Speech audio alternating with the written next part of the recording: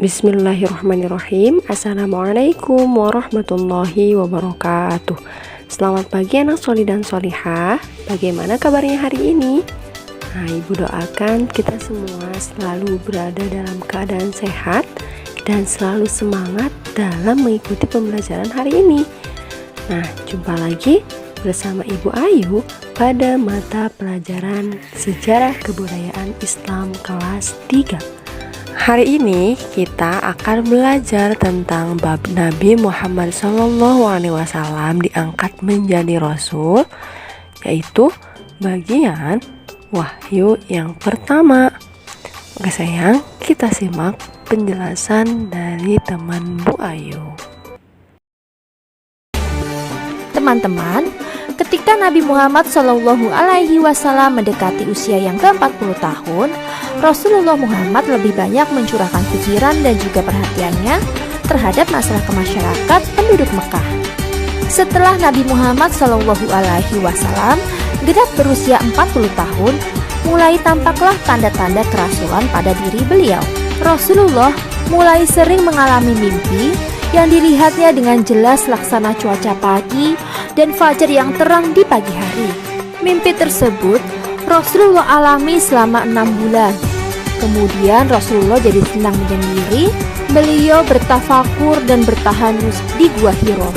Nah teman-teman, ini adalah awal permulaan dari peristiwa yang sangat penting, yaitu turunnya wahyu yang pertama yang diterima oleh Nabi Muhammad SAW di Gua Hiro.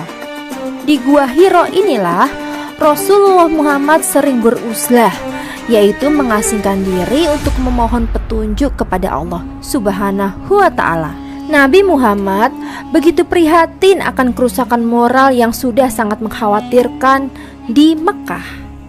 Hingga pada suatu malam di bulan Ramadan, yaitu tanggal 17 Ramadan tahun 661 Masehi. Ketika itu, Nabi Muhammad sedang bertahanus di dalam Gua Hiro. Datanglah kepada beliau Malaikat Jibril. Malaikat Jibril datang dengan membawa wahyu dari Allah Subhanahu wa Ta'ala. Kemudian Malaikat Jibril pun berkata, "Iqra," yang artinya bacalah. Nabi Muhammad pun menjawab, "Aku tidak dapat membaca." Lalu Malaikat Jibril menarik dan memeluk Rasulullah erat-erat dan kemudian melepaskannya dan kembali berkata, "Iqra." Namun Nabi Muhammad tetap menjawab bahwa beliau tidak bisa membaca. Peristiwa ini sampai terjadi 3 kali, hingga untuk yang ketiga kalinya Malaikat Jibril menarik dan memeluk Rasulullah kembali dengan sekuat-kuatnya, lalu melepaskannya dan berkata, "Bismillahirrahmanirrahim. Iqra bismi rabbikal ladzi khalaq. Khalaqal insana min 'alaq. Iqra wa rabbukal akram. Alladzi 'allama bil qalam. 'Allamal insana ma lam ya'lam." Bacalah dengan menyebut nama Tuhanmu yang menciptakan. Dia telah menciptakan manusia dari segumpal darah.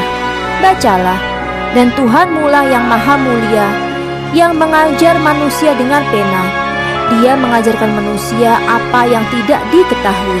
Nah anak-anak, ini adalah wahyu yang pertama yang turun kepada Rasulullah. Wahyu tersebut terdapat di dalam Al-Quran surat Al-Alaq ayat ke-1 sampai yang ke-5.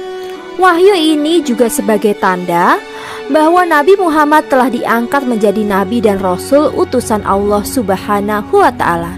Setelah Nabi Muhammad menerima wahyu tersebut, Rasulullah gemetar dan sangat ketakutan.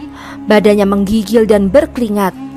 Nabi Muhammad kemudian segera turun dari Gua Hiro dan pulang ke rumahnya untuk menemui Khadijah. Melihat Nabi Muhammad pulang dengan keadaan menggigil dan ketakutan, Khadijah merasa heran dan segera menanyakan apa yang sedang terjadi. Kemudian Nabi Muhammad meminta agar diselimuti oleh Khadijah, dan Khadijah pun segera menyelimuti Nabi Muhammad. Setelah Nabi Muhammad mulai merasa tenang, kemudian Nabi Muhammad menceritakan semua yang dialaminya kepada Khadijah.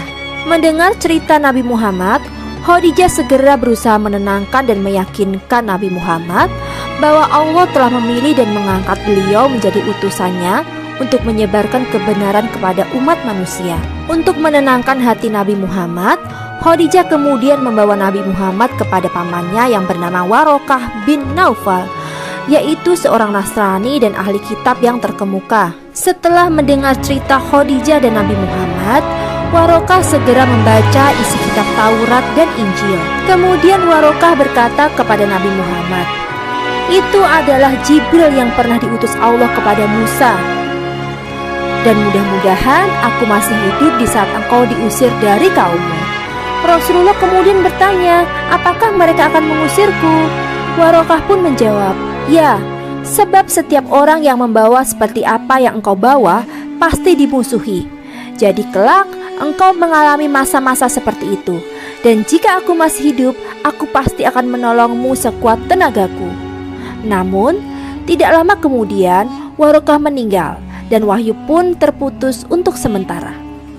Nah teman-teman, begitulah caranya turun wahyu yang pertama kepada Nabi Muhammad.